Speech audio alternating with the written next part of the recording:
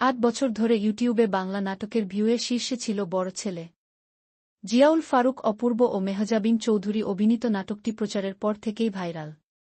দর্শকের অব্যাহত আগ্রহের কারণে নাটকটির ভিউ বেড়েই চলেছে।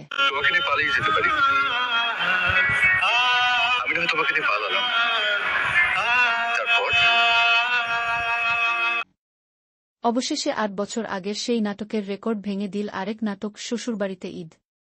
বাংলা নাটকের ভিউয়ে এটি এখন শীর্ষে রয়েছে। বড় ছেলের ভিউ ৫,৪১,০০,০০০। সেখানে শ্বশুরবাড়িতে ঈদ নাটকটির ভিউ ২ লাখ বেশি, ৫,৪৩,০০,০০০। গত বছরের এপ্রিলে নাটকটি প্রচারিত হয়। মাত্র ১ বছরেই নাটকটি ভিউয়ে শীর্ষে চলে আসে। নাটকের জুটি নিলয় আলমগীর ও জান্নাতুল সুমাইয়া হিম। কিভাবে হাইটে যাব? ইসরে কেন যে তুমি এরকম কিপটার ঘরে জন্ম নিতে গেলা? কেন দেখা শুনে একটা ভালো মানুষের ঘরে জন্ম নিতে পারতাম না?